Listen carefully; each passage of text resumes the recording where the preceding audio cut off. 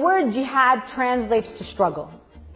It could be all kinds of struggle, but the actual word translates to struggle.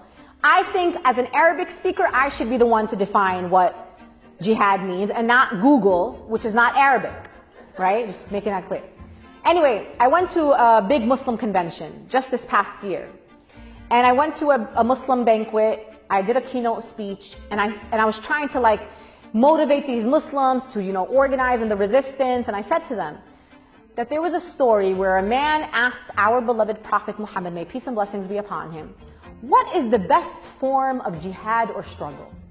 And then our beloved Prophet Muhammad, may peace and blessings be upon him, responded and said, the best form of jihad or struggle is a word of truth to a tyrannical ruler. That's it, right? Right? That's what happened. Everybody clapped. It was great. Chatted with some folks, then I went home. The next day I wake up and I'm trending on Twitter. And Donald Trump Jr., the son, now this is how crazy this is now, listen to me here. The son of the President of the United States of America was calling for my arrest for treason, for calling for a holy war against the President of the United States of America. I swear to God, go Google it, I'm telling you, it's horrible. Every celebrity, alt-right personality in America was going after me online. I was getting death threats.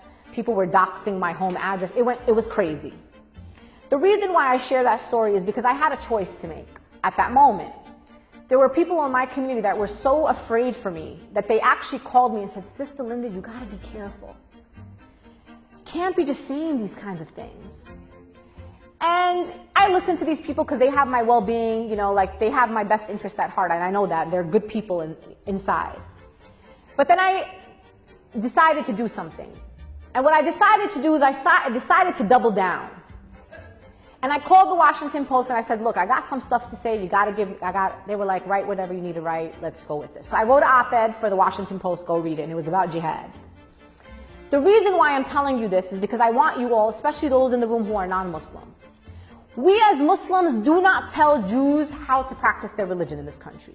We do not tell Christians how to practice their religion, or Sikhs, or Buddhists, or anybody else from any other faith tradition. And in that moment, I decided, why should I allow anybody else to define how I choose to practice my religion freely, as long as I am not engaging in violence or inciting violence against any communities? And why will I allow people who are clearly anti-Muslim to define my religion for me? How is someone who's anti-Muslim going to define what Sharia is, or what jihad is, or what other concepts in Islam are? For me, I drew a line. And I said, you know what? It's not happening on my watch. And I'm going to defend my right in this country to be a full Muslim.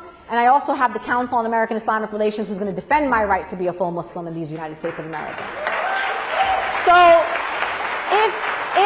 if there are questions that you have about Islam, if there are things, I don't want you to be shy. I don't want you to feel like questions are inappropriate. I love when people ask me questions about Islam. Is it true this? Is it true that? What do you think about this? That's cool. If you want to know about Islam, it might make sense for you to ask a Muslim. That's my advice.